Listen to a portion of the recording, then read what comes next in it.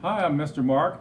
Going to be making balloon rockets today. Going to tell you what you need first of all, and then we're going to set up, demonstrate one, show you how it works, and tell you a little bit about it. And let me go over what we have here first. So if we're doing balloon rockets, of course, we got to have our balloons, and I have some of the longer variety and then some of the more roundish variety. Probably I tend to prefer the longest ones because they tend to go a little bit further just because they have that air and it really shoots them out.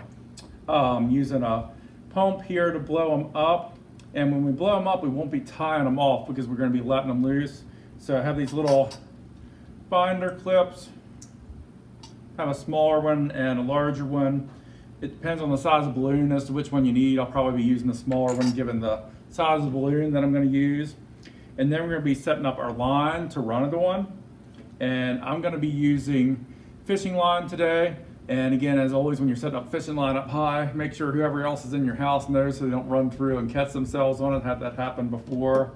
Yarn will work with it. It'll just go a little bit slower. Fishing line's going to go a little bit faster because it's thinner and it's got a little bit of a coating to it. It's going to slide a little better. Now, with your balloon, it's going to be taped to a straw. The straw is going to be on the fishing line, and the straw is what's actually going to slide along on the fishing line. And I have these bendy ones here, and I'm actually going to cut this a little bit because we don't need all this size. And I'm going to cut this part off, the little end.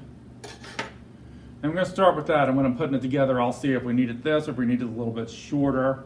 And then we're going to need our tape because we're going to tape our balloon once we blow it up onto the straw. And of course I have my scissors if I need to cut anything with that. We're doing our balloon rocket. Instead of doing, you can do it going up if you want, but we're actually going to have ours going horizontal because it works a little bit better to film it and to see it that way, and it goes further that way. If you're doing it at your house, you can do it on a slant down if you're doing it in a stairwell, and that'll probably go a little bit faster. Or if you want a challenge and you want to slant and have it going up a little bit, you can do that as well. Just know it won't go as high probably, but that's something you could try as well. But let me go ahead and get this set up and then we'll see how it looks. Okay, so we went ahead and we set up our line over here. And again, if you have somebody else in the house, let them know what you're doing so they don't run into it and get clothesline. So we have it set up. We taped it onto the shelf here, and then we tied it onto the doorknob over on the other end. Went ahead, before you tape it down, make sure you put your straw on. So you have that on because that's the easiest way to put it on.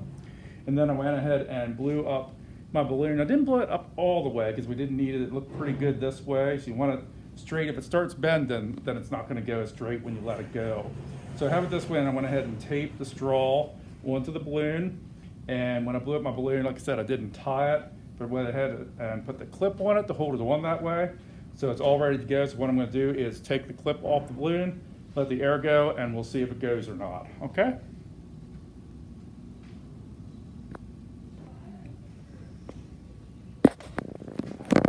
So it's sticking a little bit. Let's see if I can give it a little help.